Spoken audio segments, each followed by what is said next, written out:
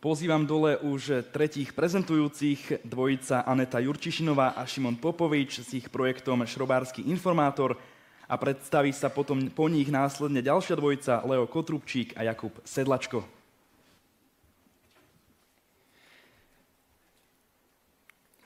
Toto je Max.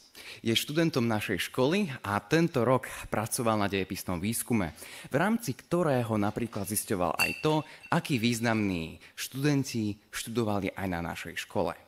Preto potreboval pracovať s rôznymi databázami. A jedna z nich, ktorá sa mu osvedčila, bola aj tá naša, Šrobársky informátor. Je to miesto, kde sa história našej školy, šrobárky, stáva dostupnou na jedno jediné kliknutie. Inými slovami, môžete si vyhľadať akéhokoľvek študenta či profesora, ktorí sa chodbami našej školy prechádzali už od roku 1889. Aby som spomenul, tento projekt začal už v roku 2001.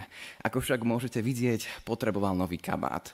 Ten mu ušil náš bývalý absolvent Oliver Groma. On už študuje na vysokej škole, práve z toho dôvodu tu dnes tento projekt prezentujeme my. Jemu však patrí celý kredit ako autorovi. No, ale Anet, ja nie som Max a nerobím žiadny dejepisný výskum, tak na čo iné viem informátora použiť? Ďakujem, Šimon. Veľmi dobrá otázka.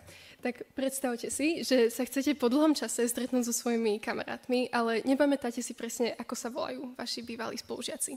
Práve pre toto je šrobársky informátor ako užitý. Zoberme si to na konkrétnom príklade. Ako som spomínala, môžeme si vyhľadať konkrétneho človeka, respektíve študenta našej školy, zakliknúť si filter študentov a zobrazí sa nám jeho meno spolu s triedou, ktorú navštevoval, alebo aktuálne navštevuje, aj roky, v ktorých tú triedu danú navštevoval, a taktiež zoznam jeho spolužiakov. V prípade psotku, že študent dosiahol nejaký výnimočný úspech, bude priložený k jeho menu aj externý odkaz. A poďme sa na tento príklad pozrieť z opačnej strany. Predstavte si, že ste dlhoročným zamestnancom našej školy a že sa chcete si zaspomínať na staré časy, napríklad ktorých svojich žiakov ste učili. Tak si to môžeme ukázať na konkrétnom príklade.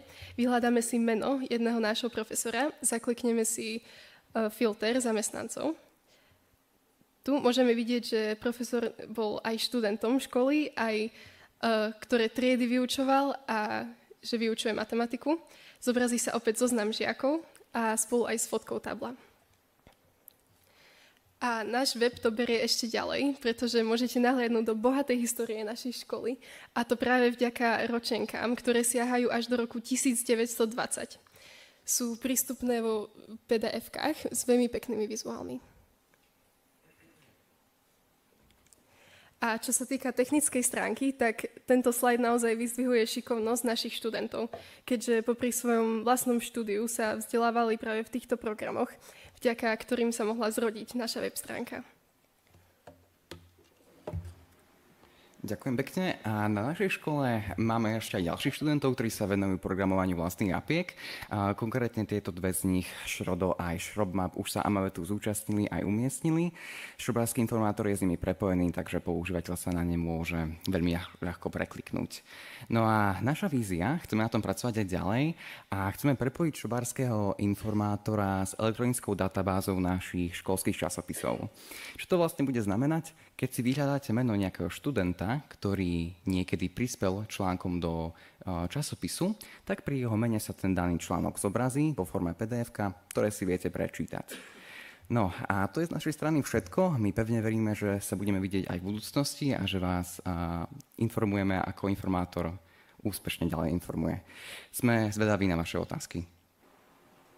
Projekt Šrobársky informátor je databázový systém, ktorý zhromažďuje informácie o žiakoch a učiteľoch školy od roku 1894.